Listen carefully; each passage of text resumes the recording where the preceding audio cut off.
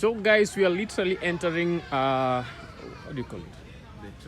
The traditional Luo homestead, and this is how the gate used to look like. They used to live in clusters, yeah? A group of families living together, and that's why you guys are seeing it the way it is, yeah? So we're getting into the Luo. Mzee Odero's homestead. That's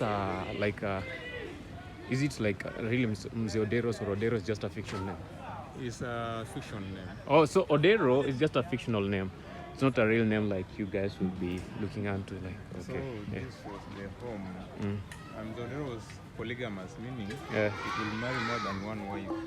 So what's the main house? So the main house was this one. It was the one in the center. Yeah, the center.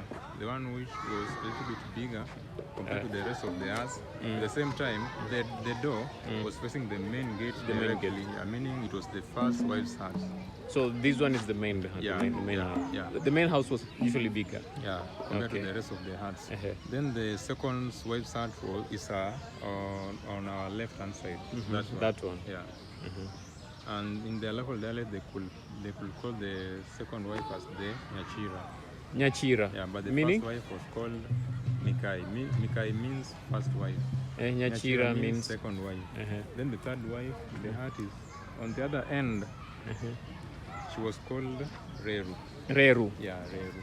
Reru meaning third. Third, yeah. Third is, in Luo, third is not a Luo. Like, Reru is not. Like a deck. Yeah, third is a deck. We could just call the wife Reru. Then in between the first wife's heart and the third wife's heart lied the Abila, the Mzee's heart.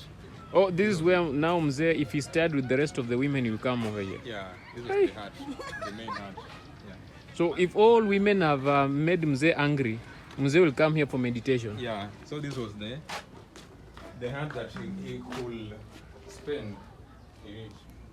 If all women are pregnant now, he can no longer move in those hearts. He's supposed to just stay in this heart. So this heart served various purposes. So it was the bedroom of the Mzee. At the same time, it was where Mzee could solve any family issue. At the same time, it was where he could have recreation with fellow. Then cover themselves with this. Yeah. Okay. So from there we have a place where they cook their food. Yeah. This is where they used to cook their food. Samaki, literally chomaring samaki. Yeah. Nothing else. Luos don't do gali. Do they do gali? They do gali. The local do gali. The millet one. Yeah.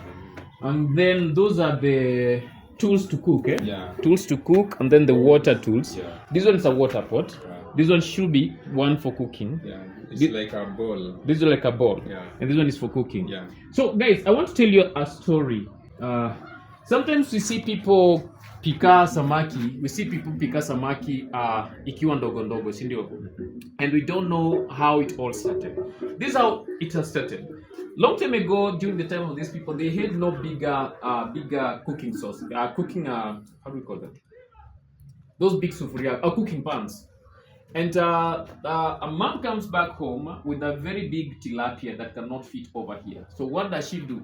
She cuts that tilapia into halves to make sure that it fits inside there. So when you go somewhere and see people cooking tilapia, it's not because they want it that way. It's because maybe they had no big cooking pan, whatever. So in Yamaji, this one is literally for water. Yeah, for water. The local fridge, Yeah, the local the dapi. Very, very, very sweet water over here. But be careful. Sometimes there are people who use it for such some other crazy things, We'll talk about that. This one is for for cooking fish mostly. Cooking fish mostly. Cooking fish, yeah. Nowadays you don't eat fish cooked from there. And then this one is for water too. Water, yeah. So we had two water pots. Yeah. To make sure there's a good supply of water. Yeah. Then this is for grains. Yeah, that one was for grains. This one is for grains. Yeah. Then that one is broken, is for water. Then this one is for the neckrest. They were the chairs. The chairs. Yeah. So locally, this is the chair. Yeah. So we could have how many chairs in the house? Now the chairs could match the number of the kids in the house. Yeah, in the house. Okay. I thought it's the neck rest when they're sleeping. So maybe it could be used for the two purposes. For sitting, then you carry yours for the neck rest. Okay. Then over here, we have a small thing over here, or just for maintenance purposes, yeah? Yeah. Okay. So that is how a typical Luo first wife homestead house looks like, or we call it a hut. Then if you look up there, it was done in a very, very, very, very beautiful way. Very, very, very beautiful. And this is local bamboo sticks, yeah. Local bamboo, no, they're not bamboo sticks. These ones are just local trees.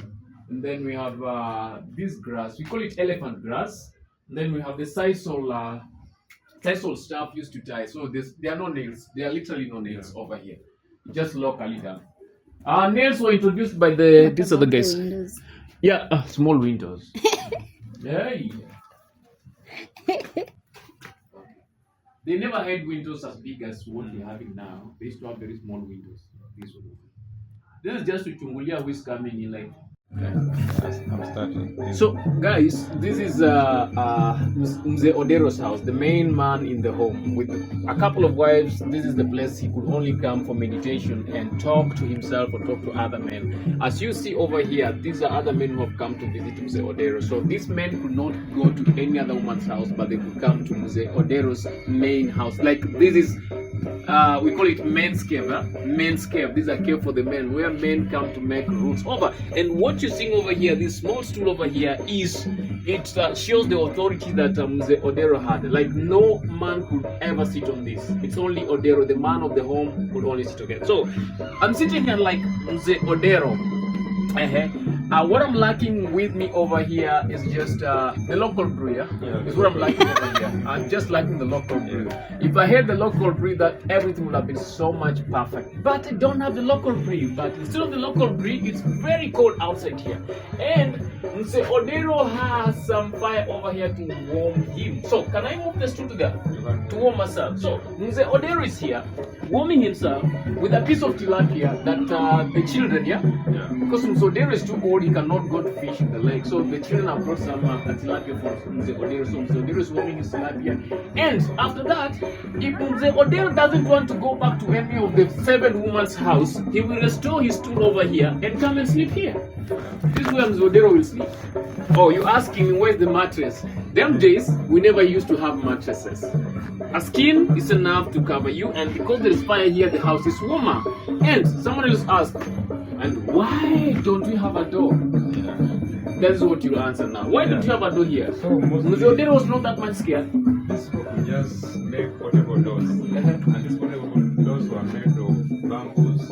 Unahama na mlango yako. Yeah, they were just portable. Meaning at night, you just carry your door and barricade the entrance. Were they not afraid of wild animals? So we don't have those such a cases. They were not afraid of the wild animals because mostly the sun's hut were being built near the gate. One purpose to show that it was the market.